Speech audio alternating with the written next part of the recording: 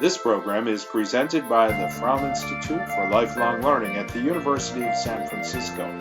The Fromm Institute, keeping up with the times no matter when.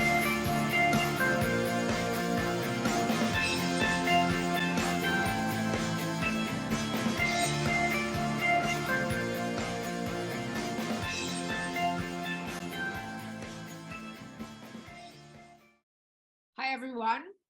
Today is the first day of Women's History Month, and isn't it amazing that we happen to be landing on March 1st and our final class studying just one extraordinary late Renaissance Baroque artist, Artemisia Gentileschi. Now, she's a complicated woman, and we're going to kind of delve into her psychology as well as her art today. But I first wanted to share with you what's going on this year. First of all, right now, there's an exhibit in Naples that goes through March on Artemisia in Naples. And we're going to look at that. That's her. She died in Naples. Her last works are in Naples. And when she was in Naples, as we'll see, she had a very large workshop. So the attribution problem of her Naples period is extremely difficult. And new paintings are being attributed to her right up to today. Like there are 4 paintings in the Naples exhibit that had never been attributed to her that are now attributed to her. So this is an ongoing process. I'm not a specialist, so I'll alert you about the problems of attribution as we go through.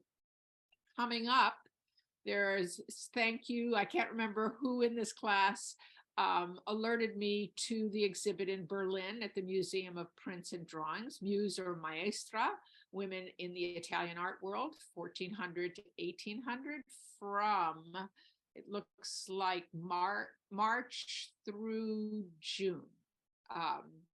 And then coming up in the fall in Baltimore, Making Her Mark, a history of women artists in Europe, 1400 to 1800. I'm not going to make it to Berlin or Naples, but I'm going to try and make it to Baltimore. And even more and recently as well, there are still novels being written about her, Blood, Water, Paint. I haven't read it. I just discovered it. It's amazing. You know, you can be really diligent doing research, but every day something else pops up. So I'm constantly revising and adding information. This is mostly about the rape of Artemisia. And that's something we have to talk about because in many ways, Artemisia has been more famous for what happened to her than necessarily for her art. The first book that was written about her was by an Italian woman, Anna Bonti. She was married to an art historian, Roberta Longhi, and she wrote a book called Artemisia in the 50s, I think. And there have been several others, one by Susan Vreeland.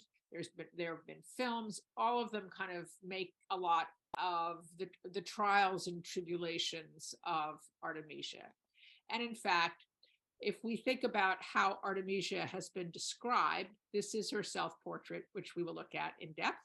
But she's been called defiant survivor, illiterate victim, coveted beauty, Orazio, her father's star pupil, brilliant daughter, follower of Caravaggio, feisty correspondent, although some say she was illiterate, self-promoter, brilliant businesswoman, artistic trailblazer, artistic Amazon, heroine resisting patriarchy, and entrepreneur. Well, that's a lot of descriptives to carry on her shoulders.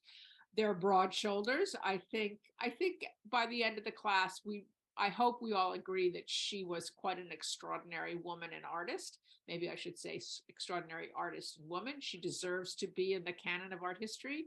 And how did she get there? Well, I almost forgot. I always like to show you Judy Chicago's dinner party because I remember seeing it in San Francisco. I think it must have been in 1979. I was, of course, shocked. That was for the old days. We weren't used to seeing things like this. But I show you here Artemisia's place setting. She was highly praised during her lifetime and then forgotten.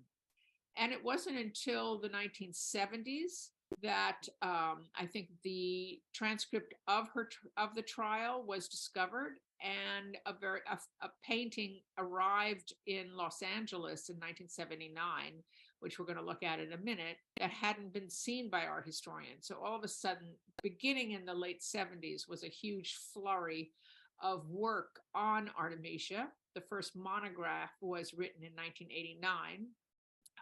And we're still discovering works. And throughout today's class, I've got a video from Sotheby's. Works are being sold, discovered, and attributed to her right up to the present. In fact, I think this is one of them. It's important to understand that Artemisia was one of the few female artists who actually made a living out of painting. She was independent, she was successful, she was in demand, and that was very unusual for that time, and has made it very much a symbol of modernity, especially because she caused a scandal in early 17th century Rome. Well, that was a real scandal. She was abused by the painter Agostino Tassi, who was an artist in the studio of her father, Orazio Gentileschi, who was a painter himself, as we know. And then she really had the courage to go to court against him. And she became a symbol, not only in Rome, but she became a symbol of a woman who really was struggling for herself and for her dignity at the time. That's what's so interesting about then her use of subject. You know, the subject is of Lucretia, and she is an important figure in symbolism for female struggle against tyranny. She was abused herself and then committed suicide in a revenge that then led to the creation of the Republic of Rome. Artemisia Gentileschi depicts strong, powerful women in a very dynamic and convincing way. She is able to paint female bodies in a very exceptional, realistic way. Her works are expressive and convincing and truthful. I think the fact of being expressive is one of the reasons also why she was discovered in the 20th century. And she became a symbol of a modern artist, of a woman who struggles for herself, for her life, for her career. And she became a symbol for all women in a way. That's why she's still so modern nowadays. She's very avant-garde. She's ahead of her time. She's not the kind of figure that you would see in early 17th century Rome. I think actually she could be a painter of the 17th century, but she could be a contemporary artist as well. I think she's incredibly potent, and I think she is a skillful representative of the female form, as we say. And I think this painting is going on exhibition for the very first time. Yes, it has been in a private collection for a long time. So it's an important new discovery. Okay, so I just want to point out that she did not take Tassi to trial. A woman could not take anybody to trial. Her father took his partner, Agostino Tassi, to trial. Because after the rape, we're going to look at it a little bit more. After the rape, Artemisia believed strongly that Tassi was going to marry her. He kept telling her that he would marry her. And when he didn't, that's when they went to court. But let's first give a little bit more of a context, because at a certain point, I get a little tired of this woman being held up as a modern woman, as a heroine, et cetera, et cetera. Let's put her in her context, and I wish we could have a conversation with her to see how she thought of herself. I mean, clearly it was a rough start, but we have to remember our last class, that she was not without female role models, and I'm sure she would acknowledge that her talent and her career stood on the shoulders of her predecessors, like Lavinia Fontana, who we studied last week, who was also an astute businesswoman and also painted, female nudes and large altarpieces. So Artemisia wasn't the first.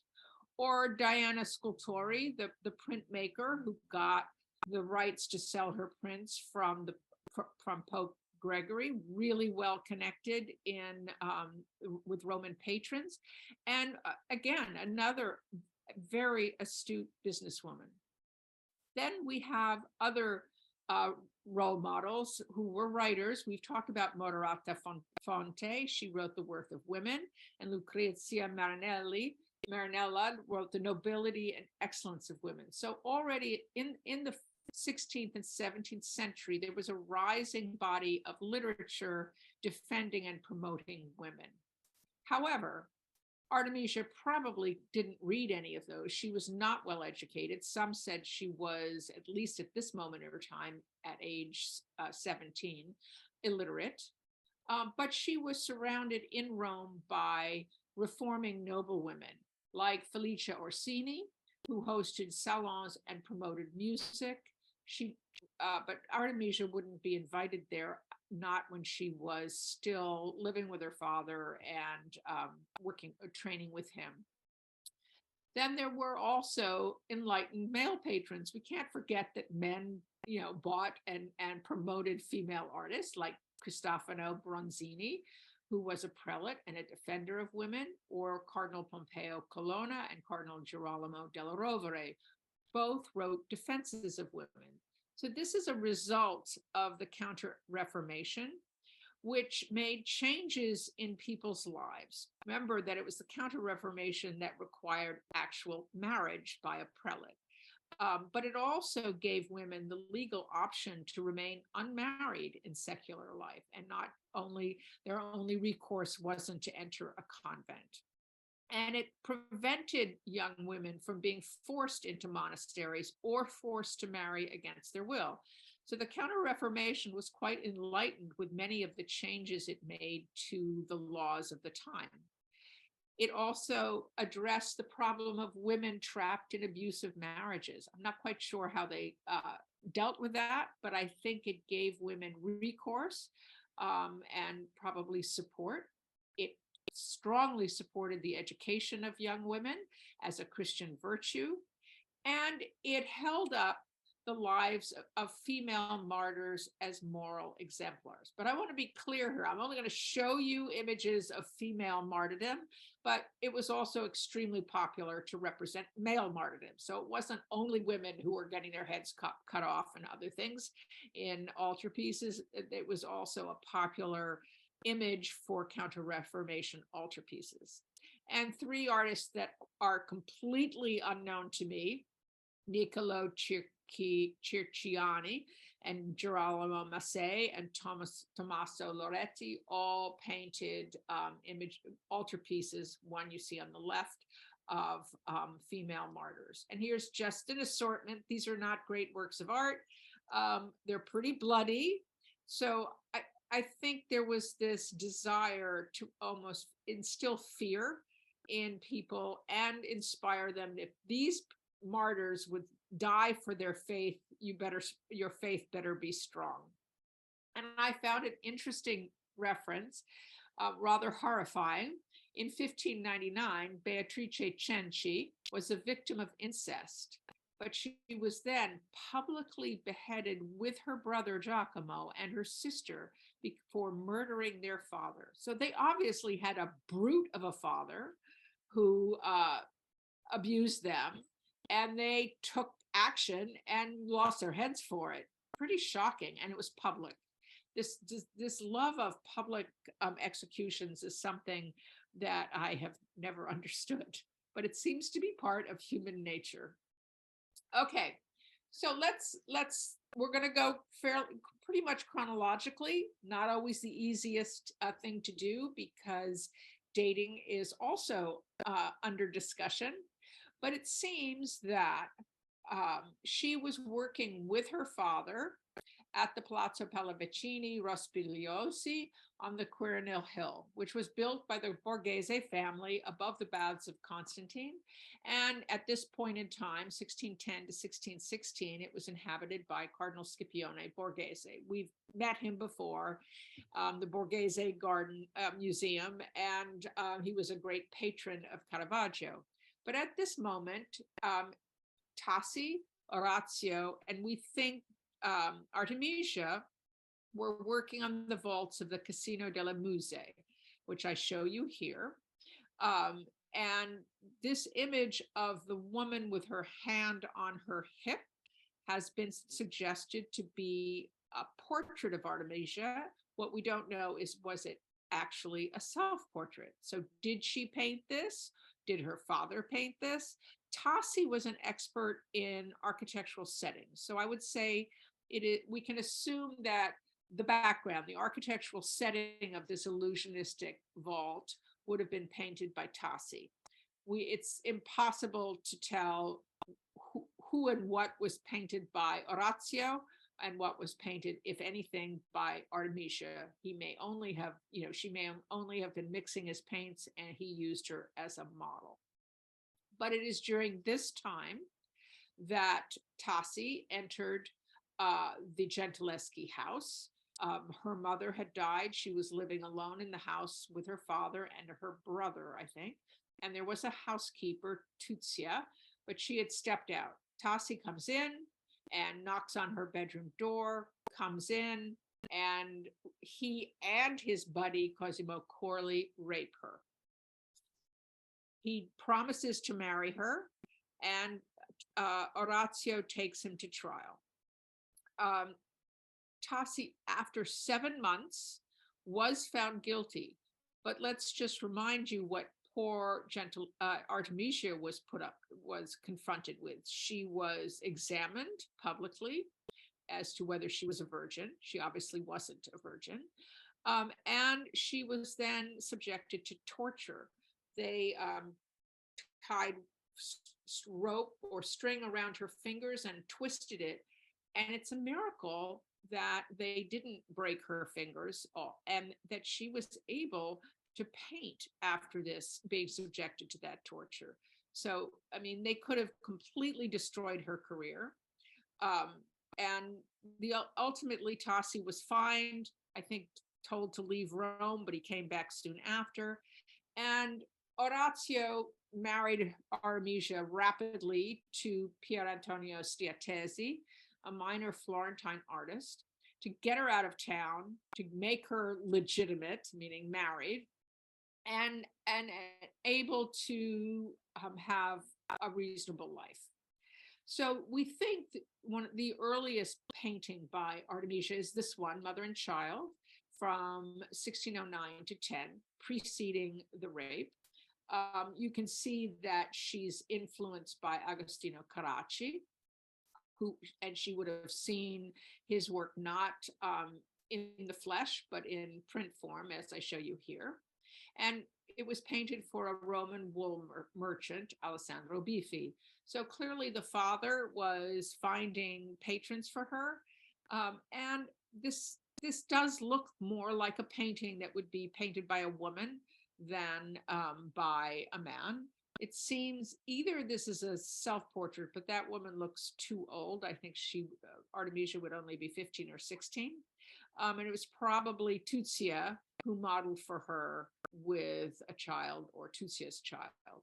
But there's an intimacy and a kind of understanding of the female form and the natural breastfeeding that it is quite strikingly different than many male representations of a breastfeeding mother. In a 1612 letter to Christina of Lorraine, the Grand Duchess of Tuscany, Orazio says, Artemisia has in 3 years become so skilled that I, Orazio, can venture to say that today she has no peer. Indeed, she has produced works which demonstrate a level of understanding that perhaps even the principal masters of the profession have not attained.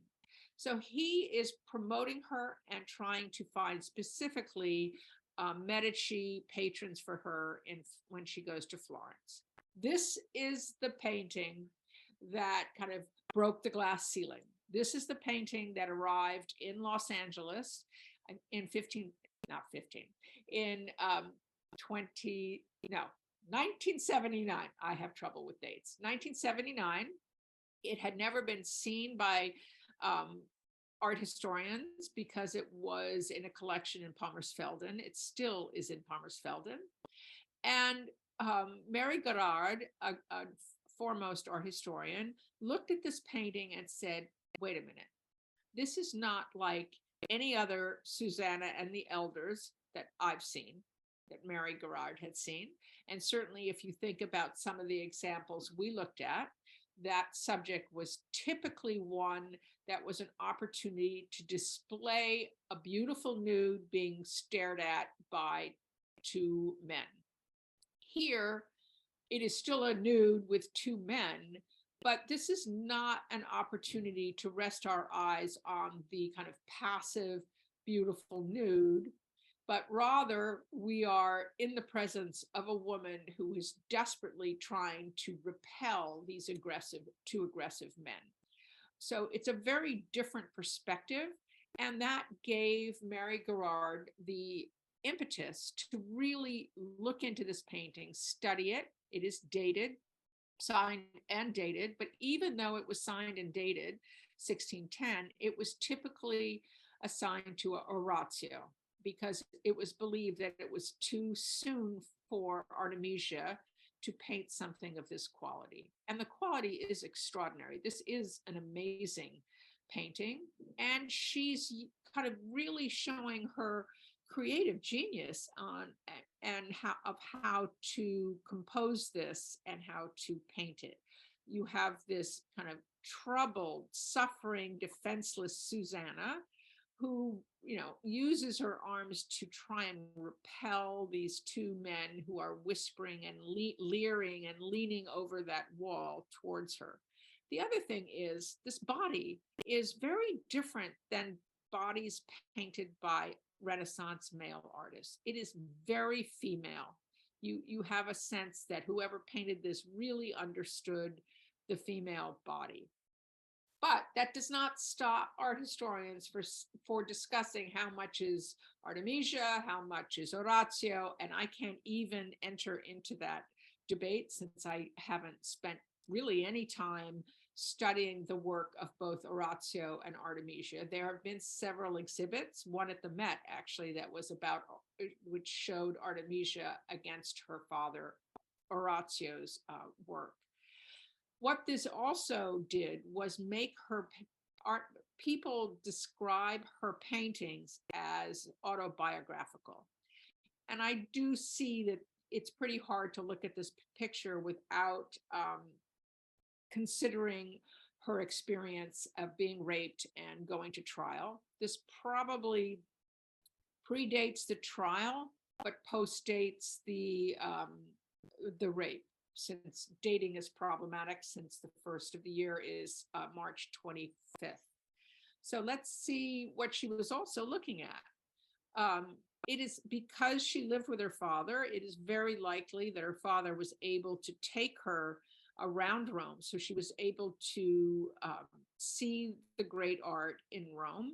And we certainly can see that she was familiar with the Sistine ceiling, the work of Michelangelo, in the way her body is twisted. The gesture is reminiscent of both the expulsion, which is an appropriate model for Susanna and the elders, and also Michelangelo's incredible Inuti.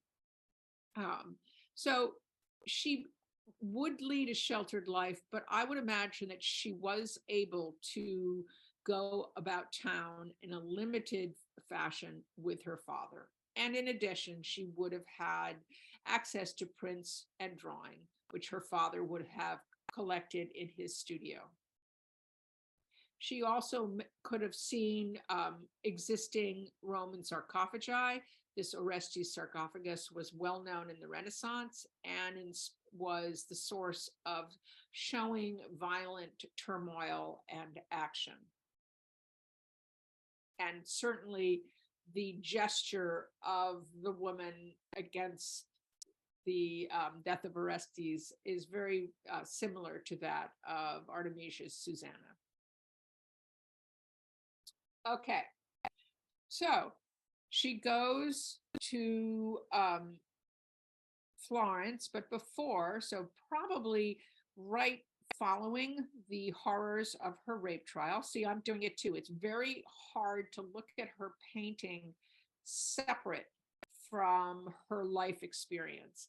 And I remember many, many, many years ago, I was a John Irving fan. The World According to Garp was one of my favorite books. My children didn't like it very much, but I remember an interview with Irving where he was irate that everybody was reading his books assuming autobiographical elements.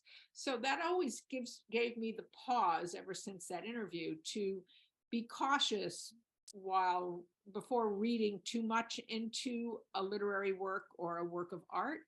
But it's pretty hard to look at Artemisia's consistent depiction of powerful women taking revenge on men and not think of her trial. We can discuss this later, but I just wanted to raise that issue because it is something we should keep in mind. We can't over interpret the association of her style with her life experiences. So here is her Judith slaying Holofernes, now in Naples. And we have two powerful women going after Holofernes with a vengeance. And it's also interesting that unlike, and I'm going to show you the Caravaggio version, I think, in a second, unlike most male interpretations, Abra, her servant or her partner in crime, is no longer a foil to the beauty of Judith. So Judith is well-built, powerful, not classically beautiful. And Abra is just clothed less elegantly and is of a similar age to Judith. And again, I show you possible sources. Again, the influence of the Oresti sarcophagus and of here Michelangelo's St. Paul from the Pauline Chapel. So here is the Caravaggio. This was a favorite on AP exams. And, poor students who hadn't really looked at Artemisia would often give the Artemisia to Caravaggio and vice versa. But there is a distinct difference because look at how Caravaggio has Judith not enjoy what she's doing. She's kind of repelled by the beheading process. She pulls away, and her beauty is accentuated by the elder, not very attractive Abra, who is there to assist her, kind of watching the gory scene. A very different depiction of the same event. Two aggressively intent women on their task to save their people versus, ooh, I don't really want to be doing this, but I'll do it. And also, I think there's a difference in how Holofernes is represented. There's something fascinating to me about the right arm of Holofernes. So you have Artemisia's fist on his head, and his fist is raised up towards Abra.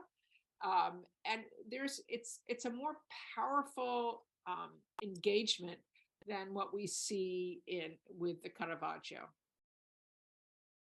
So in 1613, she marries Stiattesi and moves to Florence, where she lived with his husband's family, studied Tuscan. Notice it's Tuscan, not Italian. Florentines are very particular about their language as the language of Dante. And to promote herself, she dressed above her station. She made friends with dressmakers and really tried to attract the attention predominantly of the Medici court, but other prominent patrons as well. And this is one of her paintings, which has been attributed both to Orazio and to Artemisia. I don't like these Cleopatra paintings because I don't like snakes, but it's a fascinating painting of there she's gripping the snake. It is a very voluptuous, I would say realistic painting of a female body. and she's kind of in the throes just before, I guess, that disgusting asp bites her. She's not yet dead. She is contemplating her act. And this isn't the idealism that we were accustomed to in the 16th century. This is far more naturalistic or realistic in a way that Caravaggio introduced into the art world at the time. So we have another similar painting of here Danae. Now Titian was really the foremost painter of Danae. So the subject, of course, is Jupiter is attracted to the beautiful Danae, and in order to reach her in her tower where her father had locked her away because an oracle had told him something just happened. My screen sharing, oh, I didn't touch anything. That's very strange.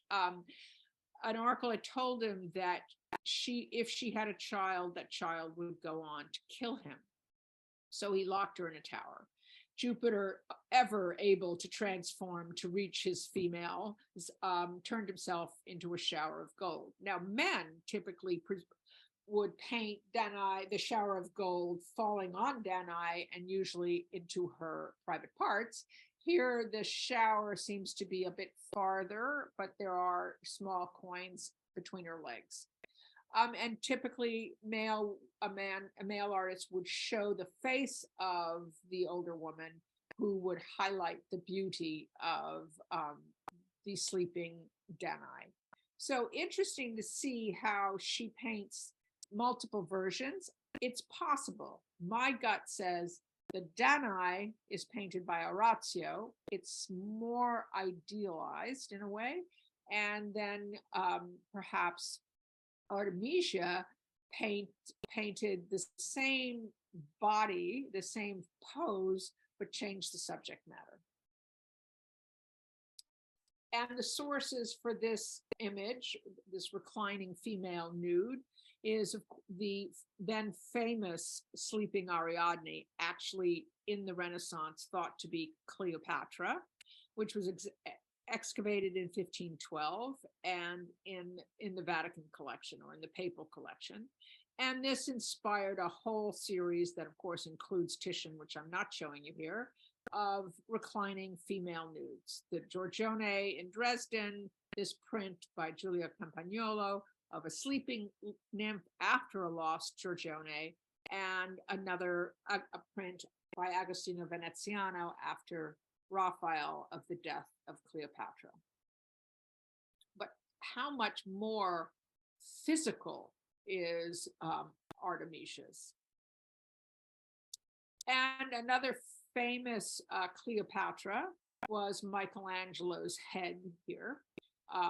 It's curious. We're not sure it's Cleopatra, but it's an exotic head. He did a series of exotic heads, which he gave to his beloved Tommaso Cavalieri, who then gave it to Cosimo I, who we know, and who then passed it on to his heir, Cosimo II, who then gave it in 1614 to the Casa Buonarroti, which it's still there. You can visit the Casa Buonarroti in Florence. And as we will see, Artemisia was commissioned by Tommaso Cavalieri, by it's Buonarroti, it's Michelangelo's grandson who owned the casa, and he commissioned Artemisia to paint a beautiful figure in his salon. So why was Cleopatra, the subject of Cleopatra, so popular? Is it because it was an excuse to paint a female nude, which is very possibly because the female nude was considered to be the ultimate test to an artist's talent and skill. So here Artemisia is pitting herself against the Titians, the Caravaggios, the great male artists of the time. She also was an extraordinary woman, historical woman, Cleopatra, and could have been inspiration to Artemisia as well. And this, I have here, her eyes aren't closed. They're just slit open. So she's still alive, awake, and I think contemplating her death, or because there's no bite, or she is in the throngs of death as well. So as I said, she lived with her husband's family and used herself as a model. And one wonders, is this Artemisia? But it's very hard to paint your own body. She must have had a model. But these two seem to be portraits, self-portraits. The one on the left, she is displaying herself in exotic clothing as a female martyr because of that palm frond she holds in her hand. And she looks out at us, kind of like challenging us to see her for who she is. And then the self-portrait as a lute player, which is in Hartford. Several versions of this exist. And it's known that it was in the inventory of the Villa Medici at Artemino, but not discovered until 1998. Now, we saw last week, there's a tradition of women painting themselves as musicians. And it is also known that Cosimo II suffered ill health and relied on music to distract him from his ills and to entertain him. So here she is with our women from last week. And so she is putting herself on the shoulders of Sophonisba Anguissola and Lavinia Fontana. And she's celebrating her skill, her knowledge. And I think this was probably painted to encourage Medici patronage.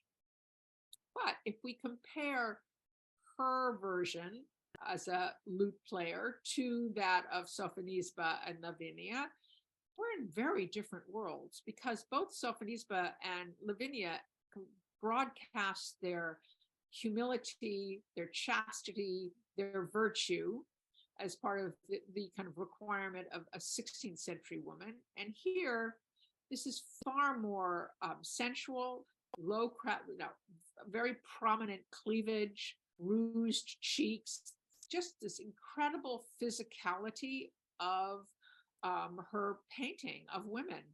She supposedly also carefully studied how the fingers work on a lute, and so that kind of realism is part of her style as well. Her headdress, that scarf wrapped around her head right now, reminds me of Raphael's Madonna della Sedia, which she could have seen.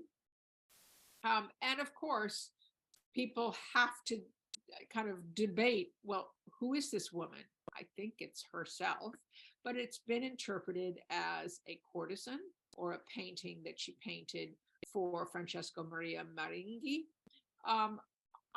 Because it was in that Medici collection, I would imagine that this was a painting that she offered to Cosimo II as an invitation to become her patron. The other, I'm sorry, I think my head blocks the print of Ottoman costume, but her choice of fabrics and that headdress seems to also relate to the Medici court, because at this time this was painted, Prince Fakir al-Din of Mount Lebanon was a guest of Cosimo II, and he arrived in Florence with his wife, son, and retinue of 50. What an exotic happening that must have been. And the Medici celebrated his visit with multiple court entertainments. So again, I believe that this was painted for Cosimo II. The expensive blue that is used in the fabric of the dress would have been either used, she must have gone into debt if she had to pay for it, but used to entice Cosimo, appeal to Cosimo, and his love for music would have been complemented by the subject of this painting. She also may have been referencing a rising musician, Francesca Caccini. And I compare her self-portrait as a lute player with to Caravaggio's lute player. So this was a very popular subject.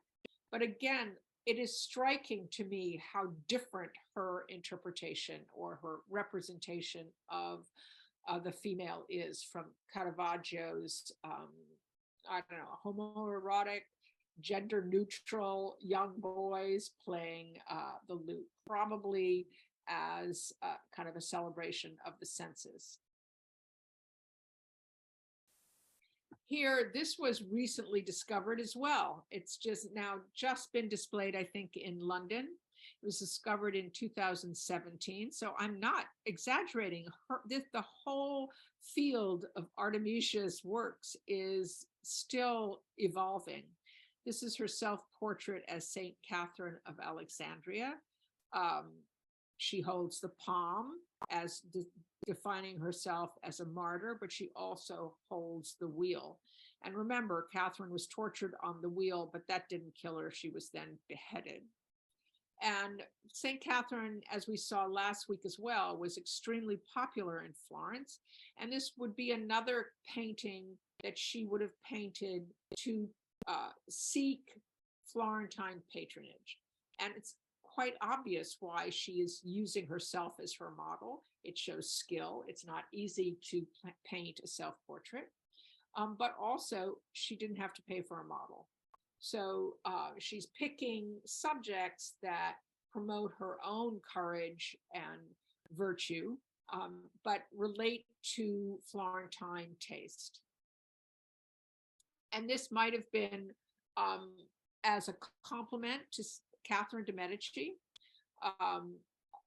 or possibly to give to Maria de' Medici, who's the Maria Maddalena of Austria, who was the wife of Cosimo II. More likely, her images of Mary Magdalene were gifts to Maria Maddalena, and this might have been a reference to Catherine de' Medici, who was the daughter of Cosimo de' Medici the first. And this image it's the same. This seems to be a portrait of self-portrait.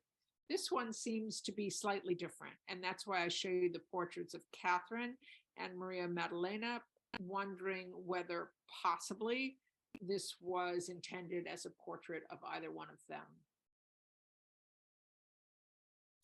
Okay, I mentioned that she was commissioned by Michelangelo Buonarroti the Younger, the grandson of Michelangelo, of the painter Michelangelo, to paint an image of the allegory of inclination for his Salone in the Casa Buonarroti.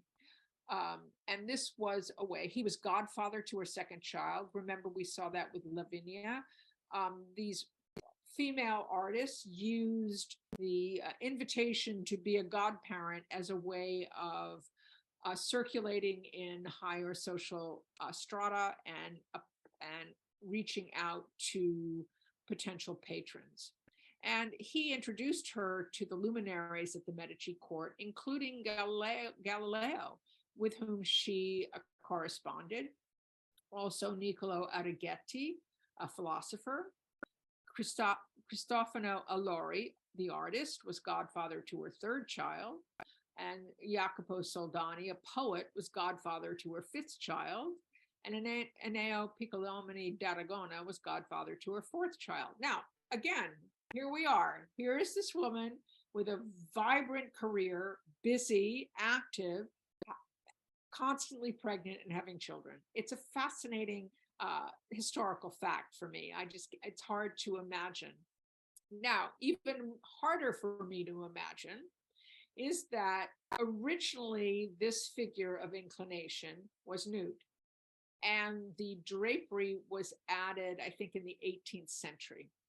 The drapery is quite beautiful, but it would have been a far different image if she had been fully nude as it was originally painted. And it was considered quite shocking for this salon, which was a semi-public space. And again, this is believed to be an idealized self-portrait. And I oppose to you, it's got to be extremely difficult to paint a self-portrait in nude full body. So I would wonder whether she used a model for the body, and she was by this point very used to painting her face, so she could idealize a version of herself as this figure of inclination. And this painting of nudes by women is also novel.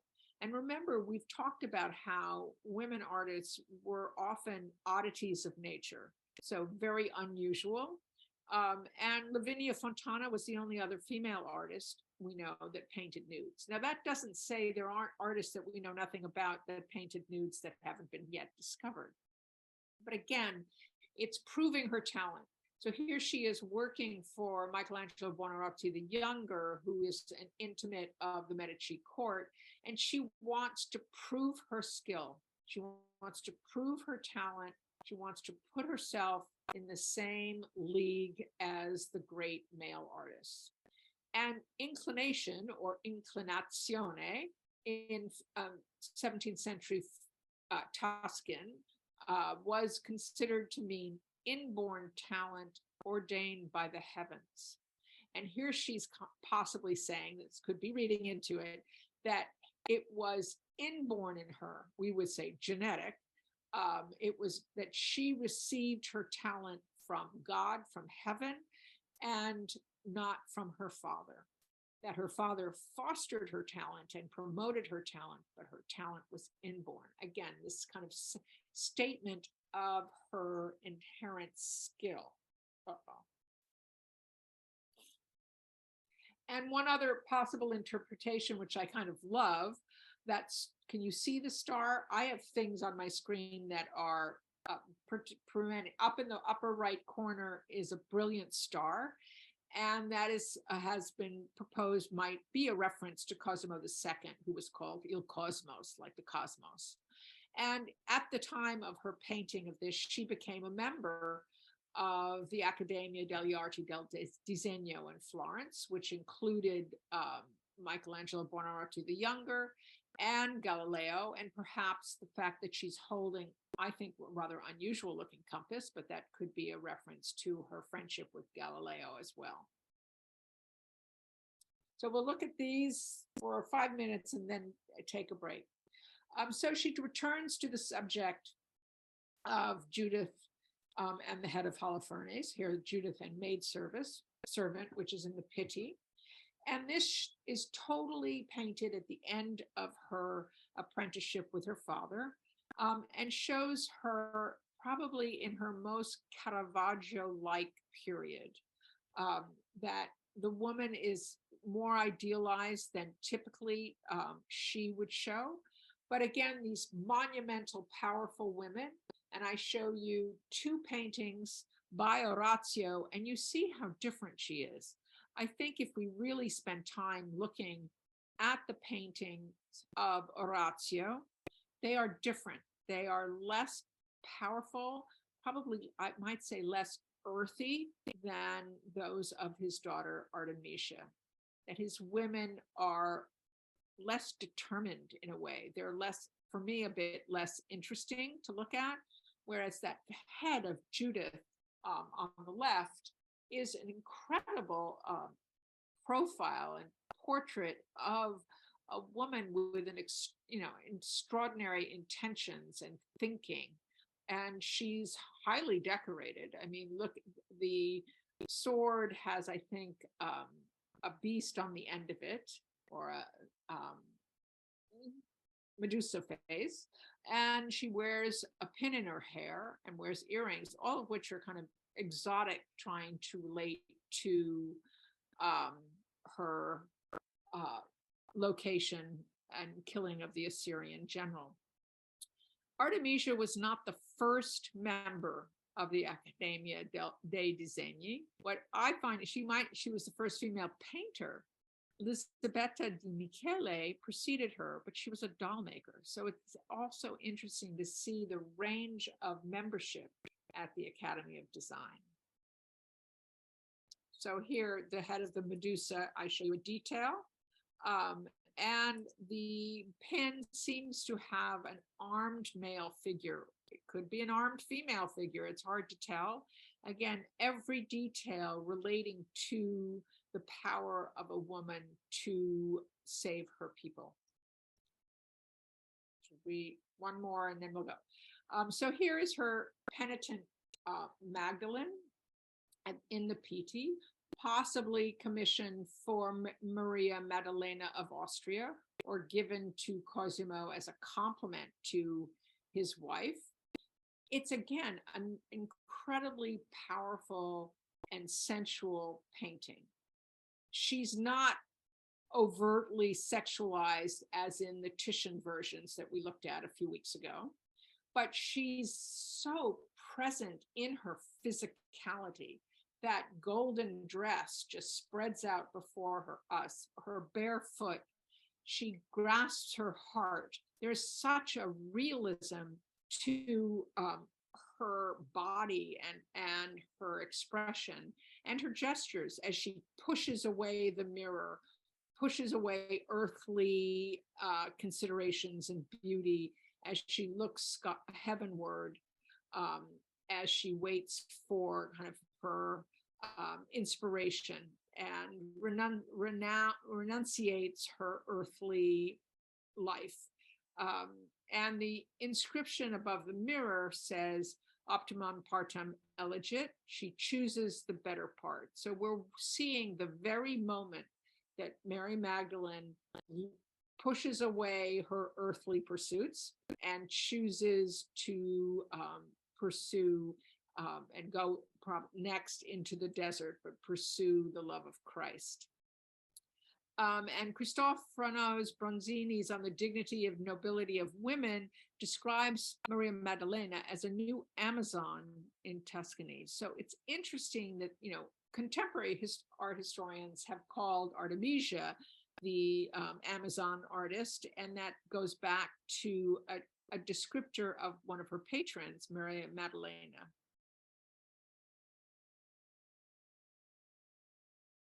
All right, why don't we stop here? I see some chats, and we'll come back to the slaying of Holofernes. This is a different version after a 4 or 5 minute break.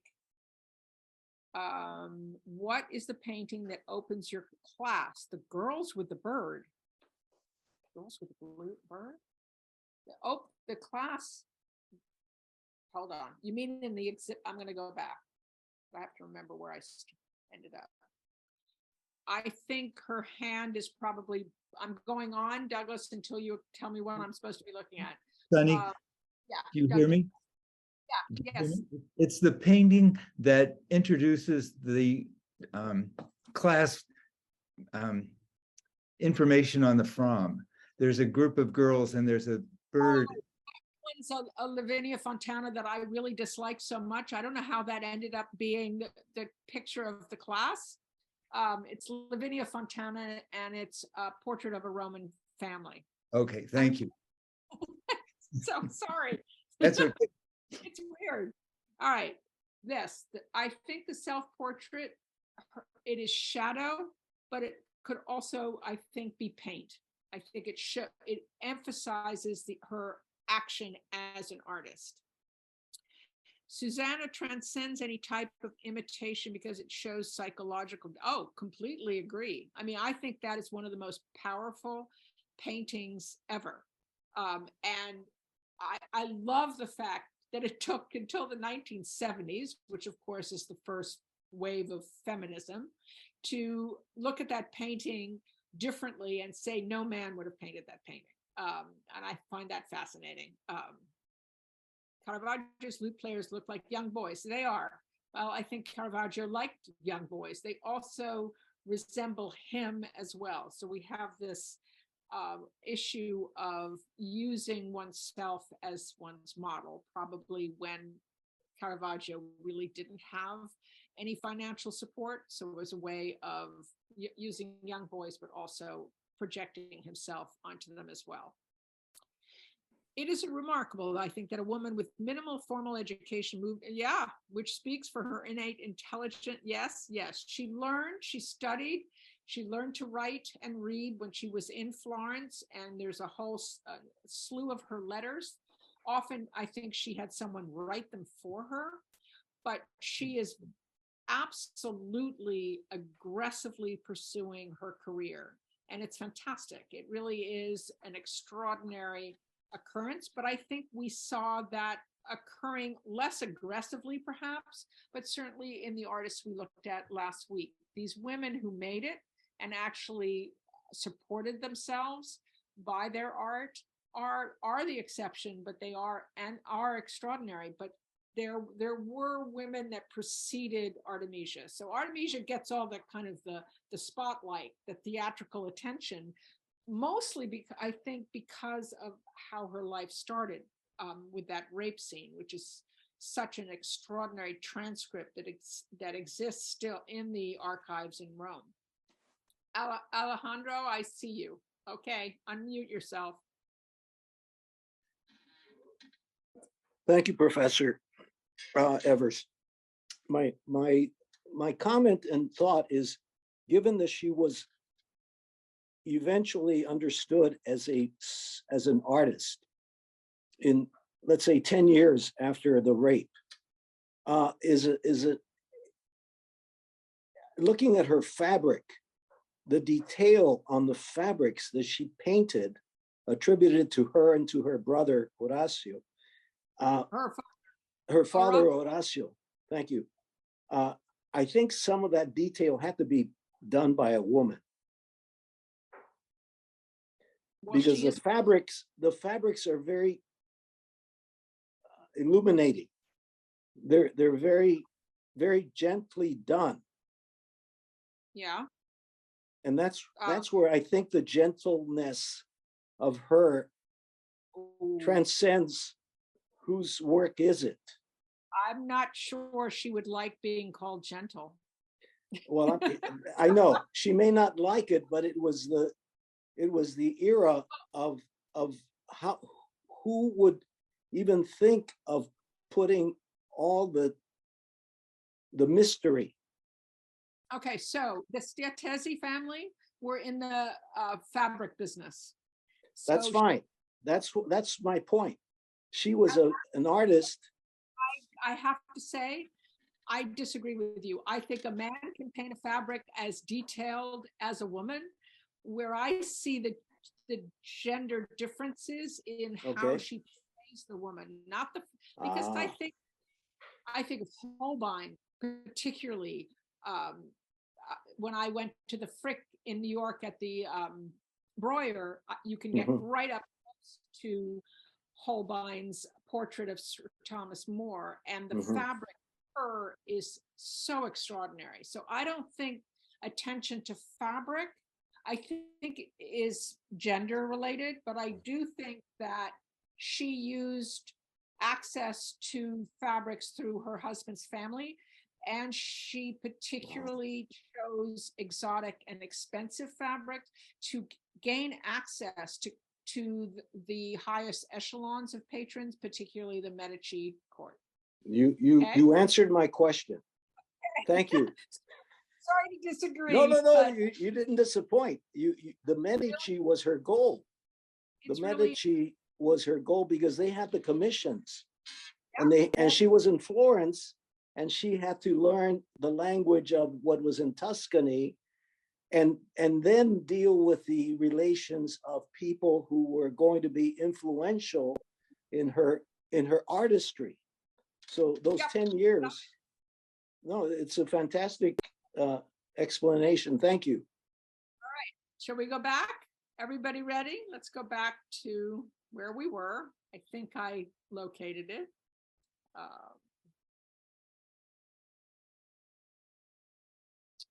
Okay.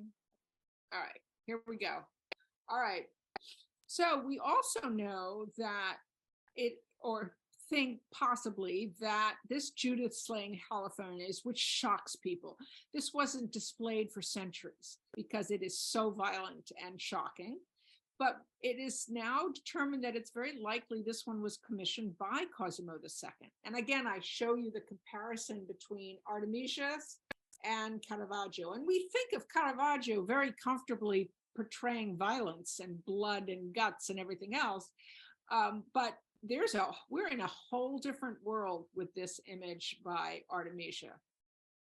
And there's an earlier version from 1617, which we believe was for Marchese Giovanni Corsi, who paid her 20 scudi. And it too is powerful and bloody, but the lighting is so different. Now, I wonder, is this cleaning? Were they always so different? Did she decide to change and move towards more candlelight, that golden color, which makes it just a little less offensive, I would say, but really powerful? But when you look at these two, the attention to the gore, to me, relates to that context that we started with of the Counter-Reformation emphasis on martyrdom. So there was, and I didn't show you details of some of those lesser altarpieces, but there was plenty of blood and gore in them. So I think there's this theatrical quality of wanting the viewer to be part of this horrendous scene. So really to make it alive, and it might relate to contemporary theater as well. Interesting little details. Notice that the hilt of the sword is in a cross shape.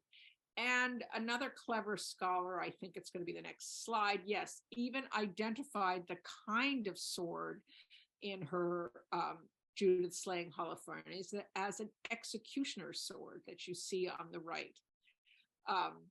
So it's fascinating how history and public opinion change. Now, this is the painting more than the Susanna. This is the painting that epitomizes Artemisia in all textbooks. I prefer the Susanna, but that's very early in her career. But it was hidden away, not exhibited for years because it was considered offensive. Offensive probably because these women are not idealized, and it kind of seems to go beyond any kind of acceptable form of revenge. But interesting that it was she painted it 5 times. Now, are we going to read all this in? Is this still relating to her revenge on Tasso? I'm not sure Cosimo II would have been interested in her revenge on men. I think it may relate more to Cosimo's interests, and as an image showing Medici power. And so I show you Giambologna's Hercules defeating Nessus, an incredibly violent sculpture from 1599. And this portrait by Sustermans of Cosimo II, Maria Maddalena, and his son Ferdinando. So Cosimo was sickly, and one wonders whether he wanted to surround himself with images of power, of crushing all opponents. Just a thought. In fact, he commissioned her to paint an image of Hercules, which was never carried out. So she gained the access to Cosimo II. She worked for the Medici court. And I think when you go, it's only, 7 years after the trial. But I don't know if this could have been influenced by her experience, but we have to remember that it was bought by Cosimo II. And so it had to have more meaning to the contemporary audience than Artemisia's revenge. So that's what I'm trying to say, that we have to look at her more broadly than as vengeful, castrating female. So here is more detail about Cosimo. Perpetually ill. Nothing helped. He knew he was going to die. And so it's very possible that this kind of powerful image of a woman, it was that appealed perhaps to his wife as well. And I show you the only time we see this kind of violence, but again, the woman is far less engaged, is here. This is after a Rubens image, lost Rubens image of Judith beheading Holofernes, but that kind of turmoil one sees in the Rubens composition. But if you look at Rubens's Judith, she reminds me of the Caravaggio, not fully engaged in what she's doing, unlike Artemisia's depiction. And look at the detail of the flecks of blood. This makes me think of Aiken's surgery. Is it Dr. Gross? Anyway, the vivid images of the drops of blood on the patient's skin and on his hand. So again, this attention to detail and this very highly detailed bracelet, which shows an image of Diana or Artemis. And the golden dress perhaps relates to a contemporary poem that was dedicated to Cosimo, describing the Judith in a golden dress. So all these connections to the Medici Commission.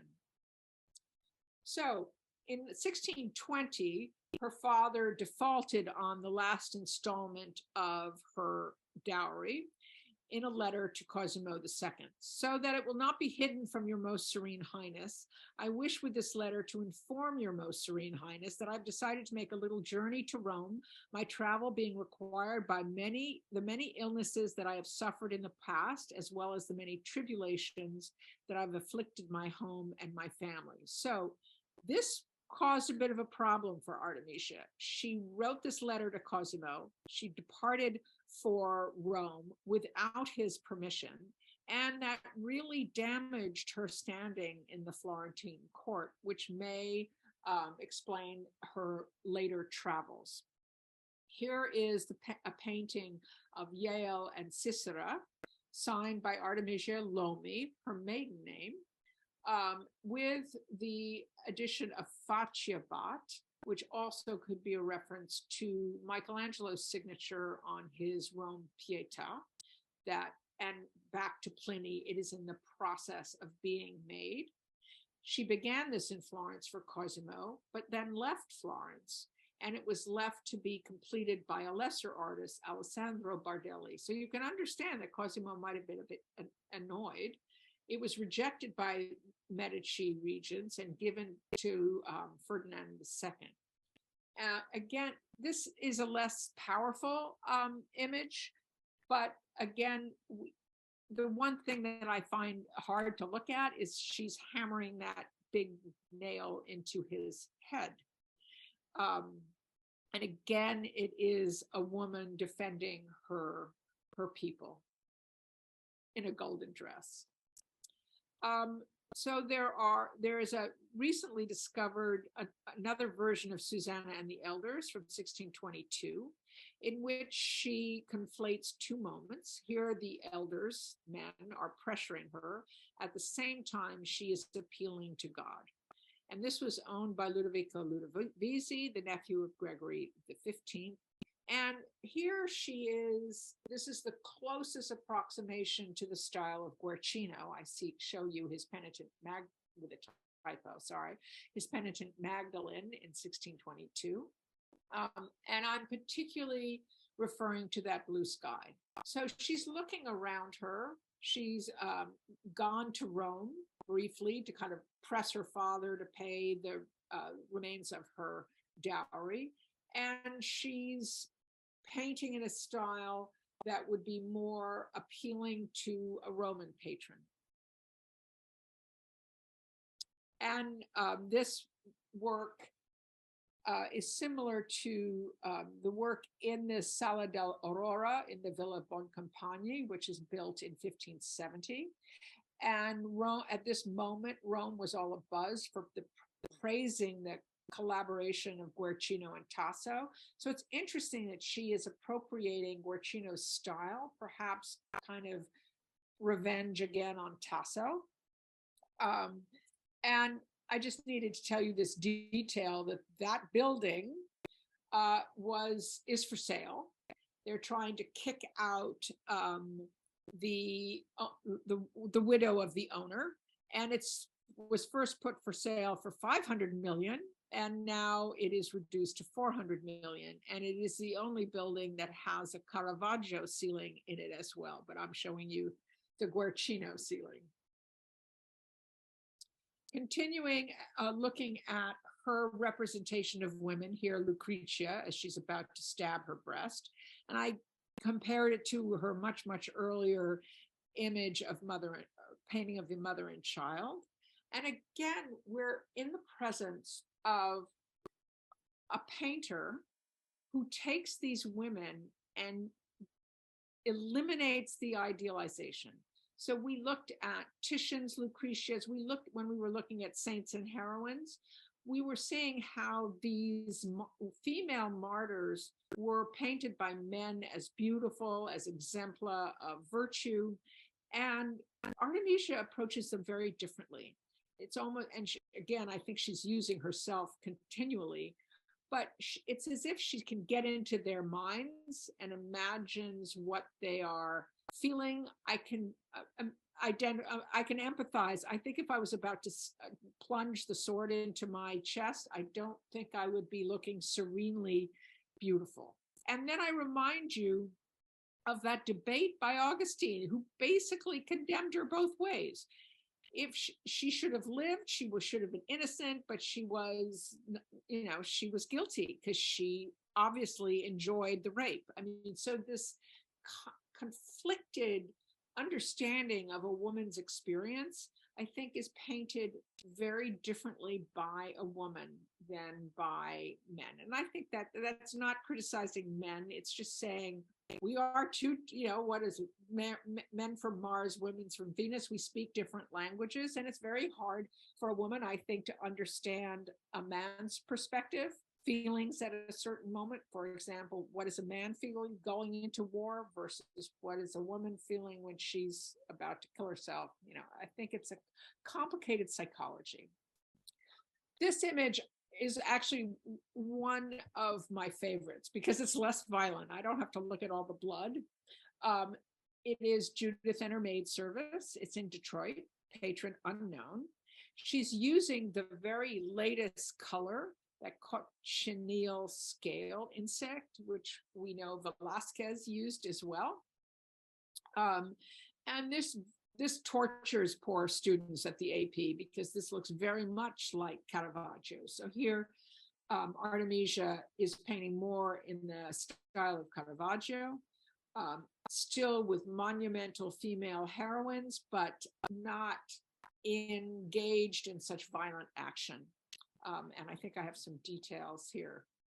Again, look at the drops of blood on the sword. You don't have to see them when you look at the whole painting, but if you zoom in, her ability to paint fabric, as Alejandro pointed out, is extraordinary. Her ability to paint a female anatomy or jewels or the sword. I mean, she really has an extraordinary skill. And here it's almost as if she crowns Judith. And again, is this a reference to Queen Marie de Medici, who also dodged her political enemies? I think art historians are trying to build a better understanding of the context of these paintings. It could just be an homage to heroic queenship. We don't even know if Artemisia knew all these legendary stories of Queen Artemisia of Caria, or whether she was aware of what Marie de Medici was up against. And there's a copy after this one, much lesser, much less powerful in its focus. This is an amazing painting as well, Mary Magdalene in ecstasy. Again, I guess I would say if this were painted by a man, we would definitely be saying this woman was in the midst of orgasm. Maybe this is what it is, or she's in the midst of inspiration or spiritual ecstasy, like the Bernini. So this is a time when artists are representing profound, extreme emotions. So just think of that Bernini, Saint Teresa. We're in the same world, but that's in stone. Look at the physicality of the fabric of her blouse, or your eye is drawn to that powerful neck, or the blush of her cheeks. It's an extraordinary image.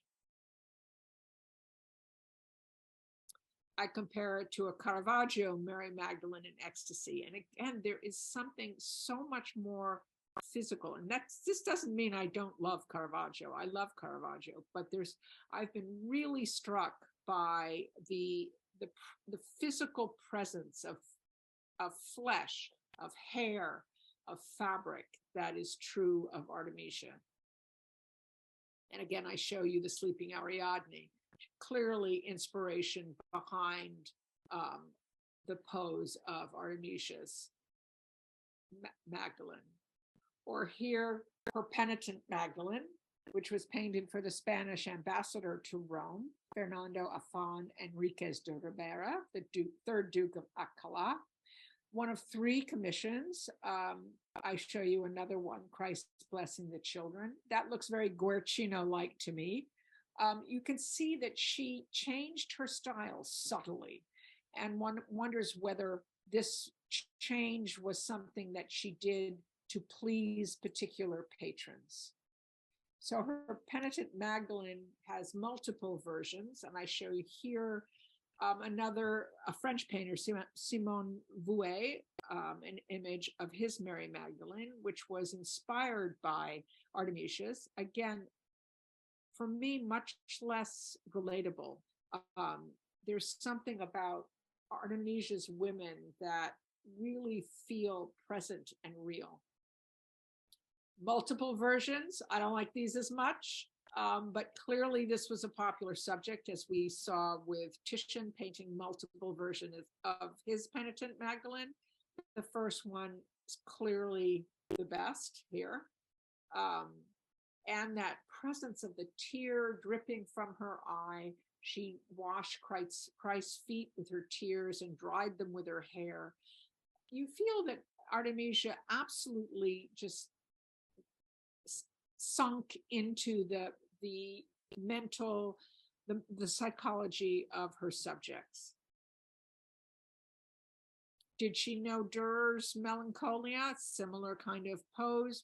Not sure. She might have. It was a very popular print that was circulated all over Europe. And it would be an expression of her creative genius.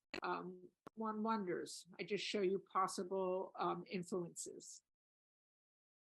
We very seldom think of Artemisia as a portrait painter, but here is this exquisite painting of a woman dressed in gold, possibly Caterina Savelli, which was sold just recently at Sotheby's for $2.6 million. Look at that fabric. The buttons on her vest or gown remind me of Titian's portrait of Andrea Gritti.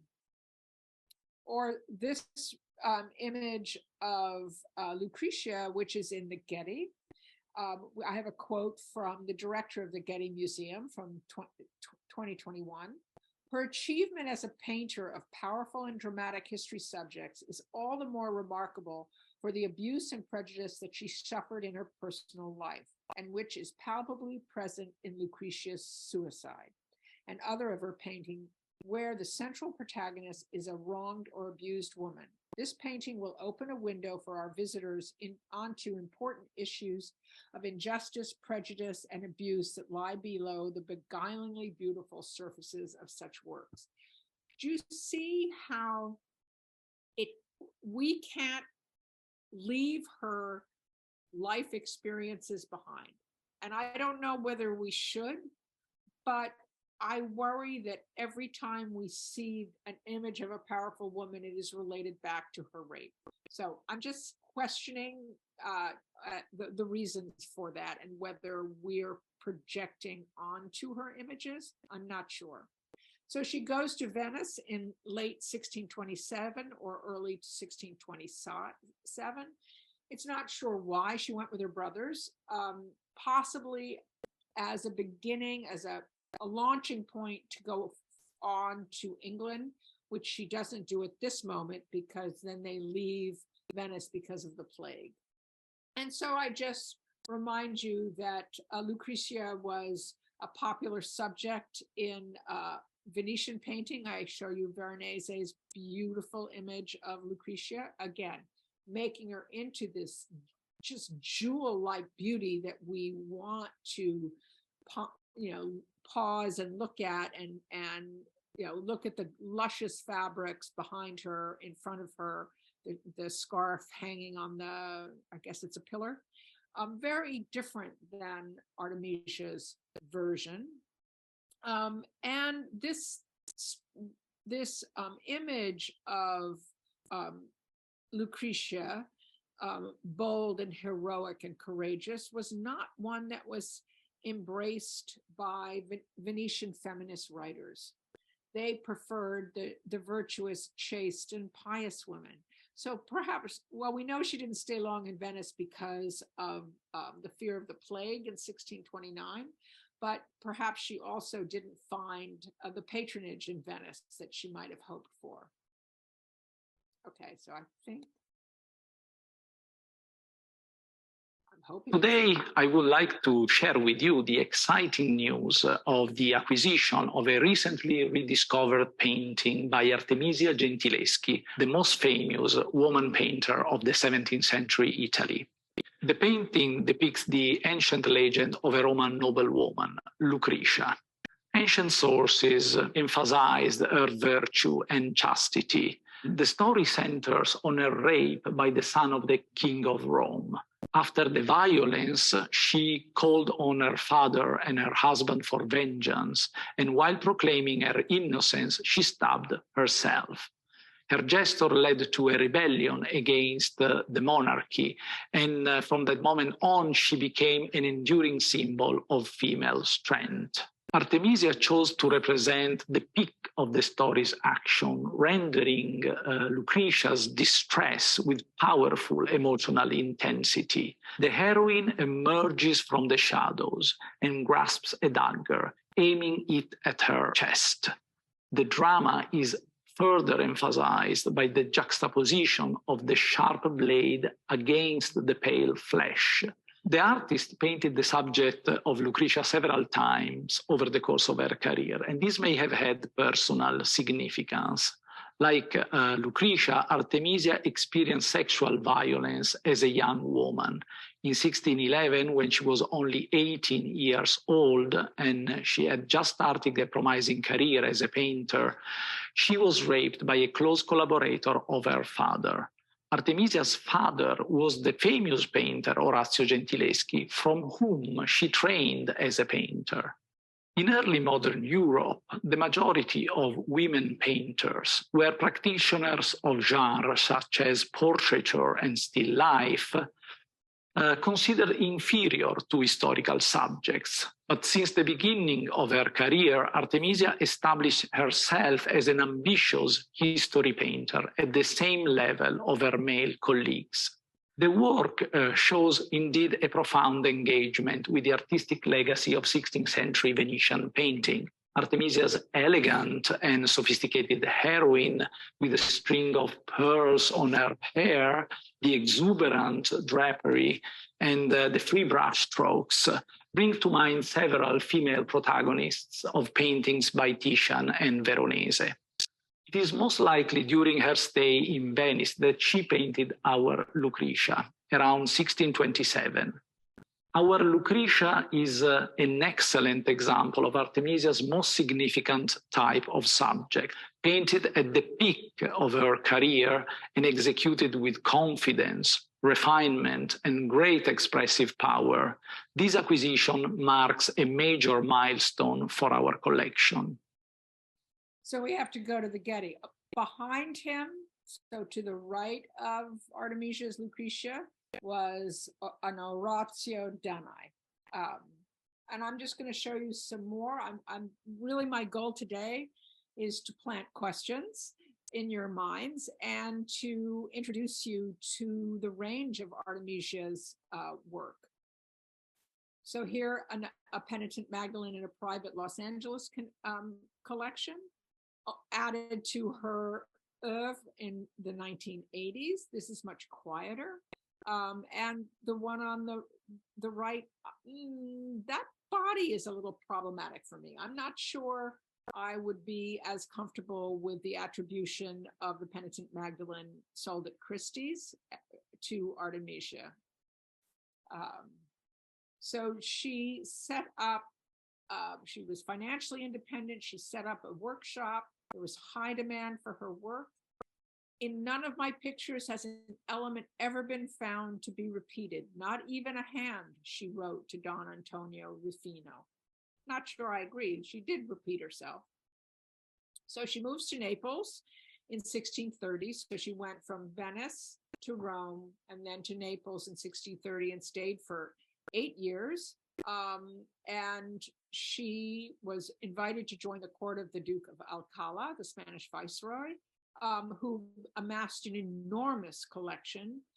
When he returned to Spain in 1638, he had 40 shiploads of paintings and ancient sculpture. It gives you a sense of how much was being produced in this period. And again, she changes her style, but as I said, in Naples, she establishes a workshop.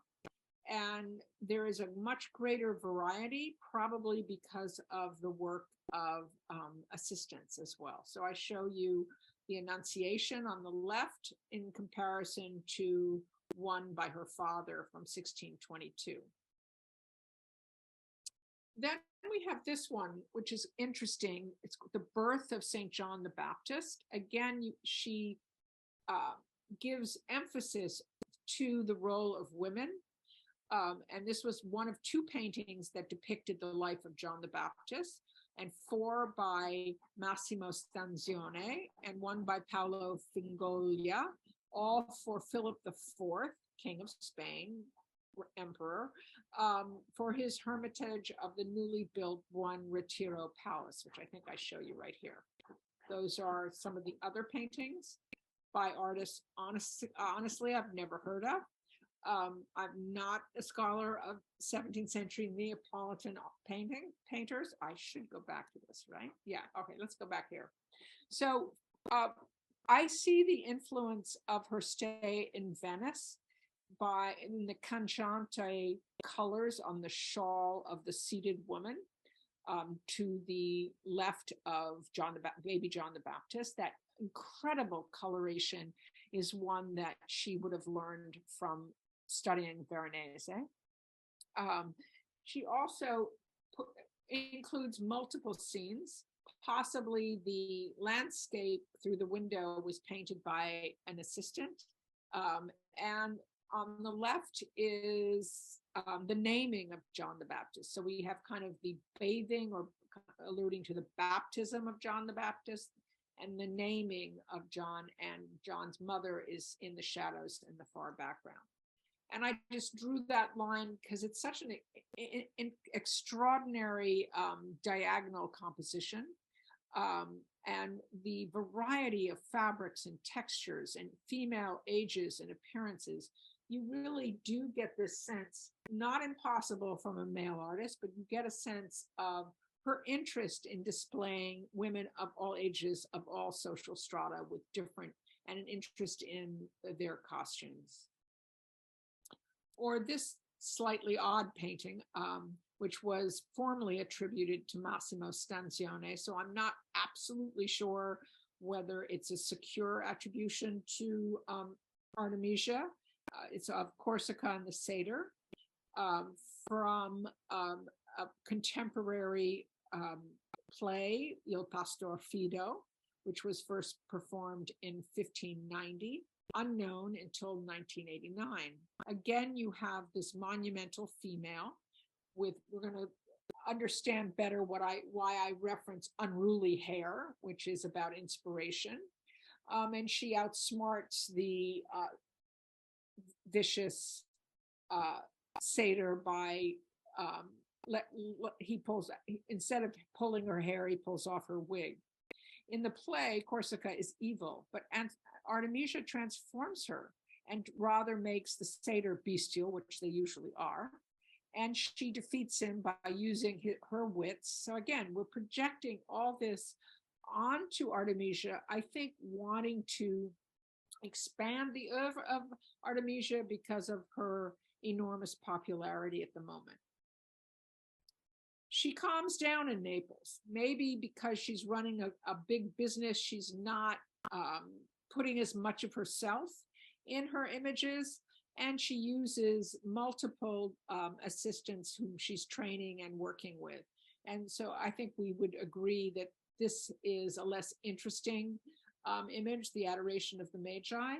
It's not a bad painting at all, but it's the style is shifting. Is it a contextual style shift of what patrons want? Possibly. There is a greater shift towards classical decorum, epitomized by Poussin, Rome, and France. Or here is Christ and the Samaritan woman. Again, I would be hard pressed to attribute that to Artemisia.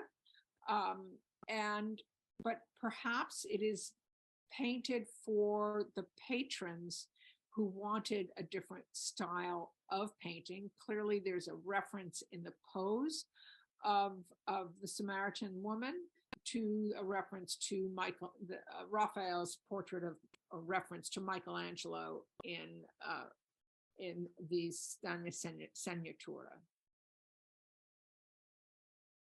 She goes back to female nudes, painted here possibly for Cardinal Francesco Barberini. Again, this would be hard for me to attribute to her as well, because I could get confused and think this was Orazio.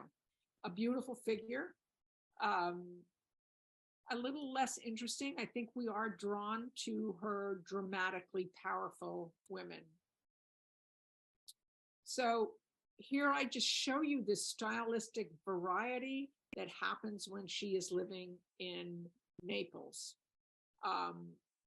And why was she working for the Barberini? Did the Barberini cardinals actually encourage her to go to England to strengthen the standing of the Catholic queen? Yeah, I don't know. We don't know these things. But in fact, she does go to England, where she went because her father was working. She went to support and work with her father, and he died soon after her arrival. More Cleopatra's, I think the face is very, the pose of the head and the face is very much Artemisia-like, but a less interesting composition and a less dramatic or dynamic body. So here it's been proposed that this is post-mortem, that she's already stiffened. So she goes to the court of Charles I, whose portrait by Anthony Van Dyck I show on the left. She served him for 2 to 3 years, working alongside her 75-year-old father, who died in 1639. Charles was a voracious collector. He bought the entire Gonzaga collection in 1627. He invited Italian artists to England. Only the Gentileschi's came. And then, of course, he was beheaded in 1649, and his entire collection was sold. And many of her paintings were lost. But there is, sale lists, there's documentation of what was there. Documented are a Susanna and the Elders, which hung in the Queen's withdrawing chamber, a saint with his hand on fruit, a self-portrait, an allegory of fame, and Diana at her back. So she goes to help her father, who is working on the allegory of peace and the arts for the Queen's house at Greenwich. I show you on the right, which was then removed in 1711 and installed at Marlborough House. So you don't go to Greenwich to see this. This is in Marlborough House. And I'm not going to spend much time on the iconography of this. I've got everybody labeled for you. It is very difficult to decipher who painted what. She's working with her father. She's working possibly in the style of her father. It has been suggested that Wisdom was painted by Artemisia, and perhaps also astrology. I just reference again, remember that she had been in Venice. Had she gone to the Villa Barbaro? We don't know, but certainly there is a memory of Veronese's great ceiling in Orazio and Artemisia's ceiling in London. So the only painting from Charles's collection that we know of is this one, her self-portrait as the allegory of painting, which is in Kensington. And in a letter, she writes in 1649 to Don Antonio Ruffo, "I will show your illustrious lordship what a woman can do. With me, your lordship will not lose, and you will find the spirit of Caesar in the soul of a woman." Now that is a great quote. And I included here next to this incredible painting. This is why I started with this one. It's rare that we see an artist really in the physical act of painting. We see artists holding a paintbrush, but here she is leaning in, her arm is raised, she's powerfully engaged in her art. And she is competing and placing herself at the same level as all the great male artists, including Michelangelo, Raphael, Leonardo, all of them. And this is an incredibly difficult pose. How did she paint this? It's extraordinary to think of how she managed to paint this incredibly engaged, physical, active body, as well as her own face. And the way that the palette and the sleeve kind of blur the boundary between the painted image and us. Of course, I always remember my favorite sleeve, the sleeve of Donna Villata. And this, I also think of Raphael's Castiglione, portrait of Castiglione, where the light hits his forehead, his heart, and his hand. We see that here as well. And it's just an image that is an extraordinary, is extraordinary evidence of her ambition and her skill. Now, remember I referenced messy hair? So she seems to be inspired here by the allegory of painting by Cesare Ripa, and in which he shows a beautiful woman with disheveled black hair, a chain of gold at her neck with a mask pendant, and the man, Cesare Ripa, gags the woman. She takes the gag off. And this is also referenced in the medal of Lavinia Fontana, where on the front you see the profile portrait of Lavinia. In the back, you see her painting with wildly crazy hair. And so I think those loose strands of hair that Artemisia includes is a reference to artistic inspiration and a reference to that allegory of painting. This was recently discovered, David with the head of Goliath. It was originally attributed to Giovanni Francesco Guerrieri and was first attributed to Artemisia in 1996, sold at auction in 2018, then cleaned in 2020. So whoever attributed it to Artemisia in 1996 was spot on. This is also probably one of those paintings listed in the collection of Charles I, but look what was discovered. When it was cleaned, it was discovered that on the sword blade is her name. Now, the black lettering is mine, so that to guide your eye, so that you can see the faint signature, the faint name carved into the steel blade, Artemisia. And so clearly that scholar who identified it correctly in 1996 was spot on, and the buyer in 2018 must be delighted that the cleaning revealed that this is indeed Artemisia's David.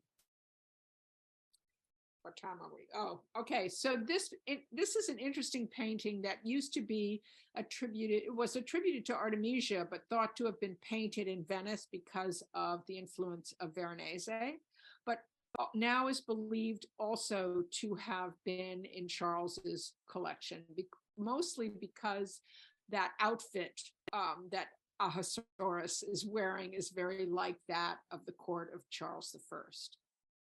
I'm leaving, that's the text of the story of Esther. And here is the Veronese Esther before Ahasuerus. And here is a portrait of Charles. And you see that here Artemisia is conforming to the styles and the interests of the court of Charles I. So I'm going to skip ahead. I'm going to skip this one, and because we're at time and I want to have time for question. I think you had to look at this one. This is an amazing picture, Aurora in a private collection. Dating is problematic, but again, I think clearly this is the work of Artemisia. From the sign, that very powerful body, the powerful gestures. Again, this is probably painted in her final period in Naples. We have a great letter where she got very upset because she produced a drawing for an altarpiece depicting purgatory, commissioned by Consalvo di Rueda, the Bishop of San Agata. And then he went on and hired a lesser and cheaper artist. He was known to be cheap, a cheaper artist, Giovanni Andrea Coppola. And she wrote again to Ruffo saying, "If I were a man, I can't imagine it would have turned out this way." And I just thought that was an interesting perspective, that if Consalvo de Rueda wouldn't have done that to a man. Okay, we're ending here with two final images of her, the one that I showed you, the allegory of painting, but then another called of Clio, the muse of history or fame, which is in a private collection. We can see that she's aged a bit. And again, I include that wonderful quote of, "I show your lordship what a woman can do." And I think as we have looked at all of these paintings, and there are more, I think at a certain point, probably some of them will end up not being attributed to Artemisia, but right now there is just this desire to attribute images of powerful women to Artemisia. But I hope I have shown you that this woman was an extraordinary 17th century artist in the league of Caravaggio, Bernini in sculpture, Guercino, Carracci, a truly extraordinary artist who happened to be a woman. Okay, I will stop sharing and see where we are with questions.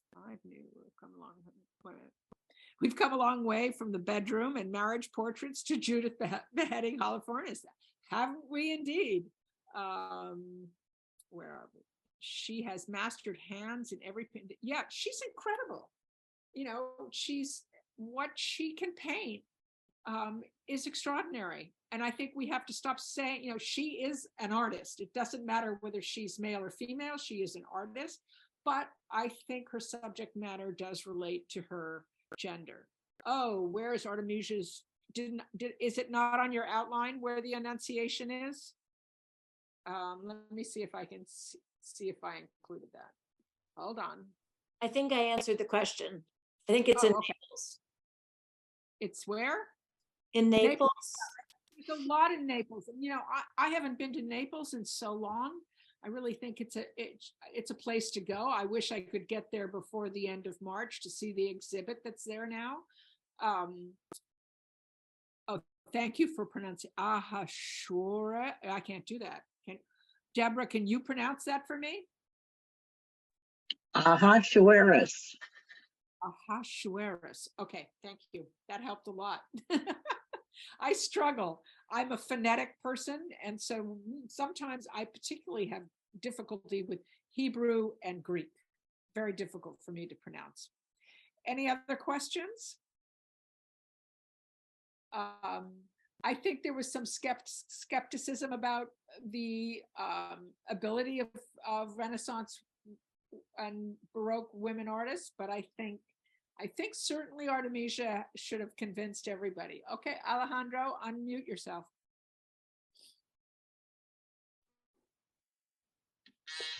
Just a comment. Thank you very much for this 8-week session, Professor Evers. It was excellent and well done. And I appreciate what you taught me about the Gentileschi's in the 17th century.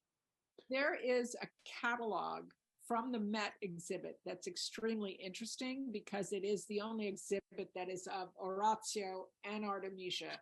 It's a few years old, so there have been multiple new attributions to Artemisia. I mean, the world of art history is not dead. It continues to evolve. Interestingly, often in terms of auction prices. Yes, I see your name, but I see your hand. Could we, are you going to come next week, or is this your last time? My last time, but I'm thinking like next year, when I've already submitted a proposal for Titian, so I'm going to do Titian, which I've never done a single artist, but I think I might suggest that next year the makeup class be a discussion class, and you can bombard me with questions that hopefully I can answer or I can look up. Okay, thank you. Because I would love to find a way to make this more interactive. And I think we can do it by just having the last session be discussion. Okay?